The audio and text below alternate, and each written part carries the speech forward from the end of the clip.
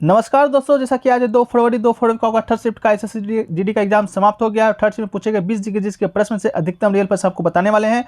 और आपको बता दें कि इस शिफ्ट में आपका ज़्यादातर नए प्रश्न देखने को मिले हैं, तो विथ एक्स्ट्रा फैक्ट्स के साथ हम आज की इस वीडियो में देखने वाले हैं। तो चलिए वीडियो को शुरू करते हैं बिना किसी देरी के। तो देखिए, जो पहला प्रश्न आपसे पूछा गया था वो ये है आपका कि हिंदू कैलेंडर के अनुसार दशहरा पूजा कौन से माह में मनाया जाता है दोस्तों। तो आपको बता दें दशहरा पूजा दोस्तों हिंदू पंचांग के अनुसार दशहरा का यह पावन पर्व है जो कि हर साल अश्वनी माह के शुक्ल पक्ष की 10वीं तिथि को मनाया जाता है। तो आपका राइट आंसर दोस्तों आपका क्या हो जाएगा, तो ये दोस्तों आपका अश्वनी माह आपका बिल्कुल राइट आंसर हो जाएगा। इसके अलावा दोस्तों बात करें आपका रक्षाबंधन का, जो कि आपका फर्स्ट सेकंड सीट में पूछा गया है कि वो आपका इंग्लिश का कैलेंडर दिया गया था, हालांकि तो ये आपका हिंदी कैलेंडर के अनुसार आपका श्रावण माह में और होली दोस्तों आपका फागुन में मनाया जाता है। ठीक है, तो दशहरा दोस्तों आपका अश्वनी माह में, रक्षाबंधन आपका श्रावण माह में, होली दोस्तों आपका फागुन में। इसके अलावा दोस्तों दीपावली कब मनाया जाता है वो आप कमेंट सेक्शन में बता दीजिएगा। ठीक है, चलिए अगला क्वेश्चन की ओर बढ़ते हैं। अगला क्वेश्चन देखिए पूछा गया था मोकामा विधान उपचुनाव 2022 कौन जीती है। ठीक है, तो ये क्वेश्चन दोस्तों आपको ये बहुत पहले भी पूछा गया है और जितने भी आपके उपचुनाव हुए हैं सबको हम आपको बता चुके हैं। तो आज की इस वीडियो में हम लोग बिहार विधानसभा उपचुनाव 2022 में कितना हुआ है, टोटल 4 हुआ है, जिसमें से आपका मोकामा क्षेत्र भी था जहाँ की विजेता जो बनी है वो दोस्तों आपका नीलम देवी बनी है, जो कि राष्ट्रीय जनता पार्टी से संबंधित है। और दोस्तों आपको बता दें कि आपको हम ट्रिक भी बताए थे इसको याद रखने का, शॉर्ट ट्रिक। तो देखिए आपके जो मोकामा क्षेत्र से नीलम देवी जो विजेता बनी थी उसका जो ट्रिक आपको बताए थे, मकाम की नीलामी या मोकामा की नीलामी से आपको इसको याद रखना था। ठीक है, इसके अलावा दोस्तों आपको बता दें कि 3 और उपचुनाव हुए हैं बिहार में।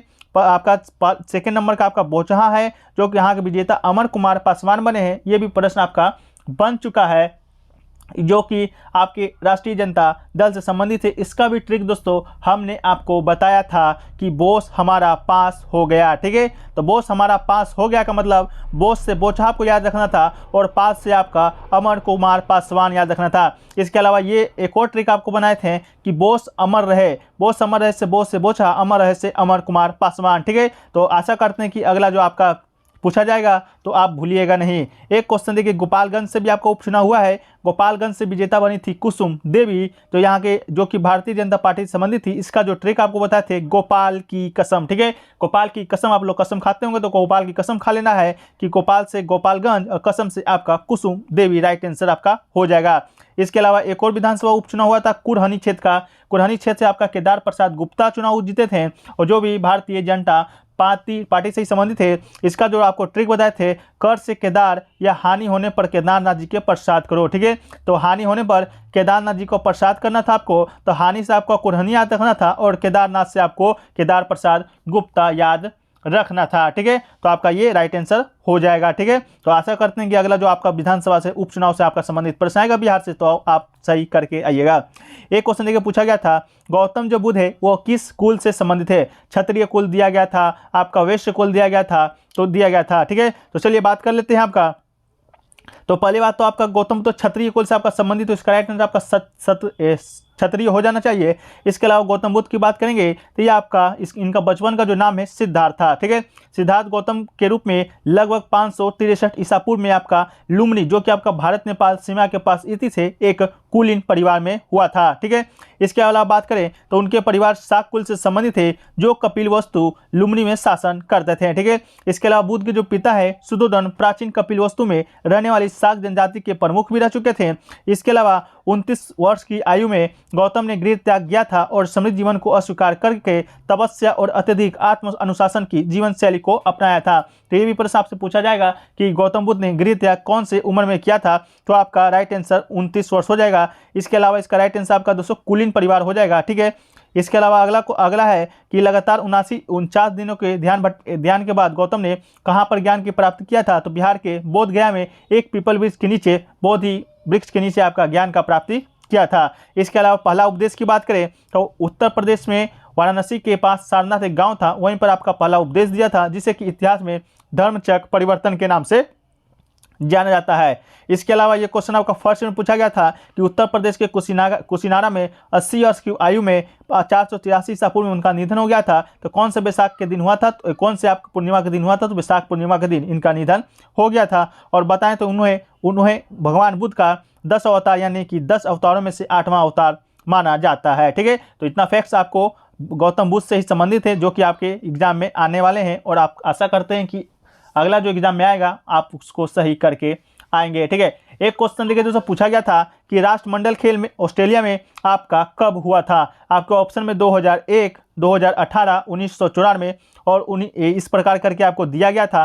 तो आपको बता दें कि अब तक ऑस्ट्रेलिया ने 5 बार, कितना बार, 5 बार आपका राष्ट्रमंडल खेल का आयोजन किया है। पहला आपका 1938, आपका 1962, इसके बाद 1982, 2006 और 2018। तो 2018 शायद आपके ऑप्शन में था, जो कि बिल्कुल राइट आंसर आपका हो जाएगा। बात करें आगे आने वाले खेलों का, तो 2026 में भी आपका ऑस्ट्रेलिया है जो कि राष्ट्रमंडल खेल की मेजबानी करेगा। ठीक है, किसी भी अन्य राष्ट्र से अधिक आपका जो मेजबानी करने का आपका खिताब है वो आपका ऑस्ट्रेलिया के पास ही है। ठीक है, इसके अलावा दोस्तों आपको बता दें कि अब तक कौन कौन सा देश 2 बार से अधिक आपका राष्ट्रमंडल खेल का आयोजन किया है। तो ऑकलैंड है जो कि 1950 से 1990, 1950 से 1990 में, और एडिनबर्ग 1970 से 1986 में आपका राष्ट्रमंडल खेल का आयोजन किया है। इसके अलावा यहाँ पर आप मैप भी आपको लगा दिए हैं जो कि आपको समझने में आसानी होगा। तो ये दोस्तों आपका ऑस्ट्रेलिया का मैप है। ठीक है, जो आप देख सकते हैं कब कब ऑस्ट्रेलिया ने आपका राष्ट्रमंडल खेल का मेजबानी किया है। तो 62 में, 1982 में, 18 में, 50 में और 38 में। इसके अलावा ये न्यूजीलैंड का मैप है।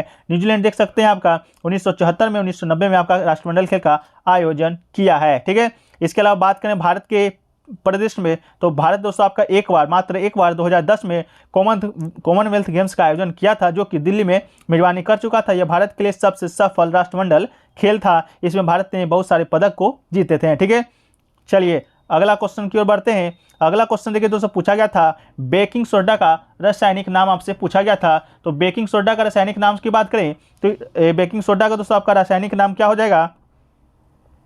बेकिंग सोडा का आपका जो रासायनिक नाम हो जाएगा वो दोस्तों आपका सोडियम बाइकार्बोनेट आपका राइट आंसर हो जाएगा।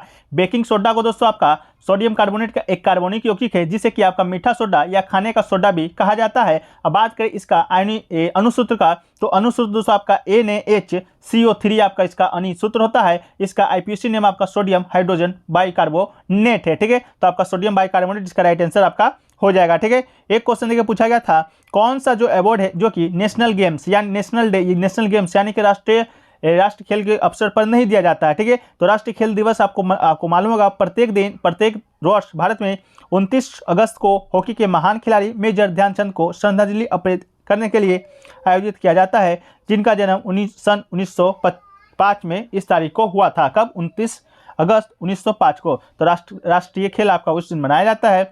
इसके बाद बात करें आपका कि इस पर आपका कौन कौन से जो पुरस्कार है आपको दिए जाते हैं। तो इस समय आपके देश के राष्ट्रपति के द्वारा मेजर ध्यानचंद पुरस्कार, अर्जुन पुरस्कार, द्रोणाचार्य पुरस्कार और ध्यानचंद पुरस्कार जैसे पुरस्कार है जो कि प्रदान किए जाते हैं। आपके ऑप्शन में महावीर पुरस्कार था या परमवीर पुरस्कार था, जो कि आपके राष्ट्रीय खेल दिवस के अवसर पर नहीं दिए जाते हैं। ठीक है, एक क्वेश्चन देखिए पूछा गया था आपका राष्ट्रपति के चुनाव में कौन कौन भाग लेता है। क्वेश्चन आपका दिया गया था कि राष्ट्रपति के चुनाव में राज्य की तरफ से कौन भाग ले सकते हैं, विधान परिषद या विधानसभा या विधान परिषद विधानसभा या इनमें से कोई नहीं। तो आपको बता दें कि राष्ट्रपति का जो चुनाव होता है वो आपका सीधे लोगों के द्वारा नहीं चुना जाता है। इसके लिए आपका एक निर्वाचक मंडल को गठन किया जाता है, जिनमें आपका संसद के दोनों सदनों के निर्वाचित सदस्य, मतलब कि संसद में आपका 2 सदन है, लोकसभा प्लस राज्यसभा के निर्वाचित सदस्य, याद रखिएगा ओनली निर्वाचित, नो मनोनीत। ठीक है, इसके अलावा राज्यों के विधानसभा के निर्वाचित सदस्य तथा दिल्ली और पुडुचेरी संघ शासित प्रदेशों विधानसभा के निर्वाचित सदस्य। दिल्ली और पुडुचेरी क्यों कि दिल्ली पुडुचेरी तो आपका केंद्र शासित प्रदेश, लेकिन यहाँ पर आपका विधानसभा है, इसलिए आपका विधानसभा के निर्वाचित सदस्य यहाँ के भाग लेते हैं। तो कौन कौन लेते हैं? संसद के दोनों सदन, लोकसभा प्लस राज्यसभा। इसके अलावा राज्यसभा के राज्यों की विधानसभा, ठीक है, राज्यसभा के विधानसभा लेते हैं। विधान परिषद इसमें चुनाव में भाग नहीं लेते हैं। विधान परिषद इसमें चुनाव में भाग इसलिए नहीं लेते हैं कि भारत के सभी राज्यों में आपका विधान परिषद नहीं है, मात्र 6 राज्यों में ही आपका विधान परिषद है। ठीक है, इस कारण आपका विधान परिषद को जो लोग होते हैं वो राष्ट्रपति के चुनाव में भाग नहीं लेते हैं। इस प्रकार संसद के दोनों सदनों के मनोनीत सदस्य, राज्य विधानसभाओं के मनोनीत सदस्य और राज्य विधान परिषदों द्विसदनीय विधायिका के मामले में सदस्य निर्वाचित हो या मनोनीत कोई भी भाग आपका नहीं लेते हैं। तब मनोनीत याद रखिएगा, मनोनीत जो लोग होते हैं राष्ट्रपति के द्वारा मनोनीत किए जाते हैं वे आपका भाग राष्ट्रपति के चुनाव में नहीं लेते हैं। क्यों नहीं लेते हैं? क्योंकि मान मनोनीत कौन करता है तो वो आपका राष्ट्रपति ही करता है। ओबियसली से आपका राष्ट्रपति जब मनोनीत करता है तो चुनाव जब बारी आएगा तो वो उनको ही वोट डालेंगे। इस कारण आपका मनोनीत जो सदस्य होते हैं वो आपका राष्ट्रपति के चुनाव में भाग नहीं लेते हैं। ठीक है, एक क्वेश्चन आपका देखने को मिला था, कथकली से संबंधित नर्तक कौन है, संबंधित कलाकार से पूछा गया था। 4 ऑप्शन आपको दिए गए थे, जिसमें से एक ऑप्शन स्टूडेंट बता पाए आपका शोभना नारायण, जो कि आपका कथक से संबंधित था। तो ये आपका आंसर तो नहीं होगा, लेकिन इसका आंसर क्या हो सकता है आप लोग कमेंट सेक्शन में बताइएगा। हम इस वीडियो में आपका कथक के प्रमुख कलाकारों को डिस्कस कर देते हैं। पहला तो आपका वल्लातोल रामायण, आपका शांताराव, उदय शंकर, कृष्ण रनकट्टी, मृणाली साराभाई, राम गोपाल कृष्ण नायर, ये सभी जो कलाकार है आपका कथकली से संबंधित है। इसके अलावा उड़ीसा से बात करेंगे तो उड़ीसा से आपका प्रियबंदा मोहंती, माधवी मुदगुल, मीनाती दास, रजना डेनियल्स, सोनल मानसिंह, कालीचरण पटनायक, ये सब आपका उड़ीसा शास्त्रीय नृत्य से संबंधित है।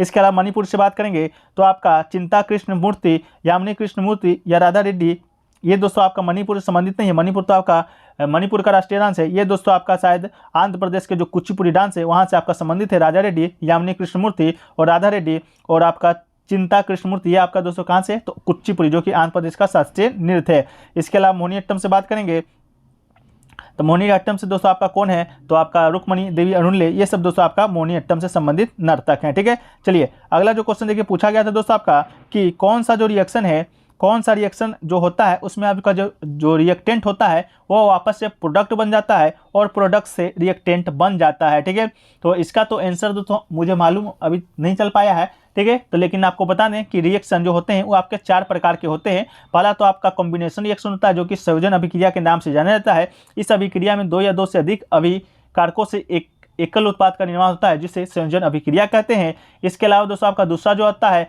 आपका डीकम्पोजिशन रिएक्शन होता है, जो कि वियोजन या अपघटन अभिक्रिया के नाम से जाना जाता है। वियोजन अभिक्रिया संयोजन अभिक्रिया के विपरीत होता है। इस अभिक्रिया में एकल अभिकारक वियोजित या विघटित होकर 2 या 2 से अधिक उत्पादों का निर्माण करता है। ठीक है, इसके अलावा एक होता है डिस्प्लेसमेंट रिएक्शन, जिसे विस्थापन अभिक्रिया के नाम से जाना जाता है। इस अभिक्रिया में अधिक अभिक्रियाशील पदार्थ कम अभिक्रियाशील पदार्थ को उसको यौगिक से अलग कर देता है। इसके अलावा चौथा आपका द्विविस्थापन अभिक्रिया होता है, डबल डिस्प्लेसमेंट रिएक्शन। इसमें आपका इस अभिक्रिया में अभिकारकों के बीच आयनों का आदान प्रदान होता है। तो मेरे ख्याल से आपका द्विविस्थापन अभिक्रिया ही इसका राइट आंसर होना चाहिए। एक होता है आपका ऑक्सीडेशन रिडक्शन आपका रिएक्शन, जिसमें दोस्तों आपका क्या होता है, इसमें किसी भी पदार्थ में ऑक्सीजन की वृद्धि और हाइड्रोजन की कमी हो जाती है। तो इस प्रकार आपका जो रिएक्शन है आपको पूछा गया था।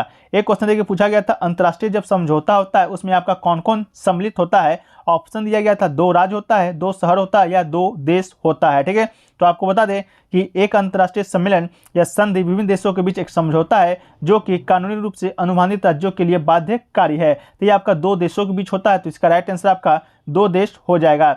इसके अलावा बात करें मौजूदा अंतर्राष्ट्रीय सम्मेलन में व्यापार, विज्ञान, अपराध, निरस्त्रीकरण, परिवहन और मानव अधिकारों को सहित विभिन्न क्षेत्रों को शामिल किया गया है। इसके अलावा जब कोई राज्य उस राज्यों की पुष्टि करता है तो एक सम्मेलन कानूनी रूप से किसी विशेष राज्य के लिए बाध्यकारी हो जाता है। इसके अलावा हस्ताक्षर एक सम्मेलन को बाध्यकारी नहीं बनाता है, लेकिन ये मामले ये सम्मेलन के सिद्धांत और देश के इरादे समर्थन के लिए समर्थन को इंगित करते हैं। ठीक है, एक क्वेश्चन देखिए पूछा गया था, उससे पहले दोस्तों आपको बता दें कि ये जो प्रश्न है आपको सागर वासन, जो कि आपके उत्तर प्रदेश के रहने वाले हैं, उनके द्वारा भेजा गया था। तो उनको बहुत बहुत धन्यवाद।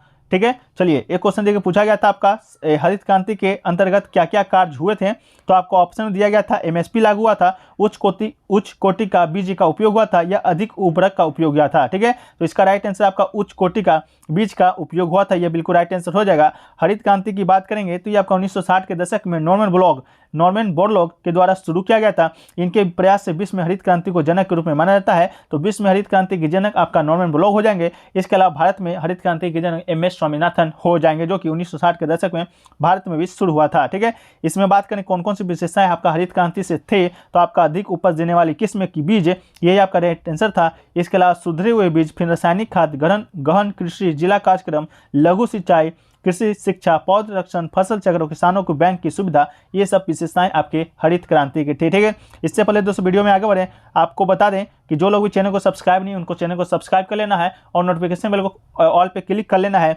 इसके बाद इसका जो PDF आपको टेलीग्राम पे मिल जाएगा। लेकिन आपको अभी तक के जिन्हें शिफ्टों में एग्जाम हुए हैं, लगभग 52 शिफ्टों में एग्जाम हुए हैं, आज मिलाकर 56 शिफ्ट हो जाएंगे। उनमें पूछेगा आपका 1000 प्लस प्रश्नों का जो प्रश्नोत्तर है विथ एक्स्ट्रा फैक्ट्स कर आपको अगर लेना है तो इसका जो शुल्क है मात्र 20 रुपये रखा गया है। अगर इसे परचेज करना चाहते हैं तो व्हाट्सएप नंबर पर कॉन्टैक्ट कीजिएगा। व्हाट्सएप नंबर आपको डिस्क्रिप्शन बॉक्स में या सामने आपको देखने को मिल रहा होगा, क्योंकि ये PDF इसलिए भी पढ़ना चाहिए जिनका आगे आने वाले शिफ्टों में एग्जाम है वो ज़्यादातर जो आपका GK के प्रश्न है इसी PDF से आ रहे हैं, या तो रिपीट हो रहे हैं, या तो उससे जुड़े एक्स्ट्रा फैक्ट से आ रहे हैं। तो जो लोग भी लेना चाहते हैं इस व्हाट्सएप नंबर पे आप लोग संपर्क जरूर कर लीजिएगा। और इस वीडियो का जो PDF है आपको टेलीग्राम चैनल पे मिल जाएगा, जिसका लिंक भी डिस्क्रिप्शन में दिया गया है। ठीक है, तो चलिए अगला प्रश्न की ओर बढ़ते हैं।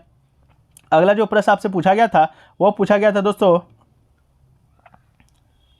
कि भारतीय दंड संहिता कब आया था। ठीक है, तो भारतीय दंड संहिता से भी प्रश्न आपको देखने को मिला था। तो आपको बता दें, भारतीय जो दंड संहिता भारत के अंदर भारत के किसी भी नागरिक के द्वारा कुछ अपराधों की परिभाषा व दंड का प्रावधान करती थी, किंतु यह संहिता भारत की सेना पर लागू नहीं होती थी। अनुच्छेद 370 हटने के बाद जम्मू कश्मीर में भी अब भारतीय दंड संहिता आपका लागू है। तो ये दोस्तों आपका कब आया था, तो आपका शायद राइट आंसर 1860 इसका राइट आंसर हो जाएगा। 1860 में दोस्तों यह अधिनियमित किया गया था, जो भारत के लिए सामान्य दंड संहिता प्रदान करता है। ठीक है, अगर आपका 1860 ऑप्शन में होगा तो आपका यही बिल्कुल राइट आंसर हो जाएगा। दोस्तों अभी तक कितने ही प्रश्न मिले हैं, जो भी एक दो को प्रश्न छूट गए होंगे उसको आपको PDF में शामिल कर देंगे। PDF आपको टेलीग्राम चैनल पर मिल जाएगा। एक देखिए पूछा गया इडुक्की जो वाद्य यंत्र है, इडुक्की नामक वाद्य यंत्र कोई है, वो पूछा गया था किस राष्ट्रीय से संबंधित है। तो इसका जो आपका सही उच्चारण मुझे नहीं मिल पाया है, आप लोग में से जो भी एग्जाम देकर आ रहे हैं उसका सही उच्चारण कर दीजिएगा। इडुक्की से था EDUCAI, इस तरह का कोई आपका वाद्य यंत्र दिया गया था। ठीक है, तो इसके अलावा एक पूछा गया था ट्रांसपोर्ट के लिए दोस्तों, आपका कम्युनिकेशन के लिए, इंफ्रास्ट्रक्चर के लिए, इससे भी संबंधित एक प्रश्न आपको देखने को मिला था, जो कि प्रश्न का जो लैंग्वेज है वो आपका क्लियर नहीं है। इसके अलावा एक आपका रीजनिंग से मिला था, डॉक्टर जो कि हॉस्पिटल से संबंधित है, तो इंजीनियर कहाँ से संबंधित होगा, तो आपका इसका राइट आंसर साइट हो जाएगा। ठीक है, तो चलिए मिलते हैं नेक्स्ट सेट के वीडियो में। जब तक के लिए जय हिंद, जय भारत।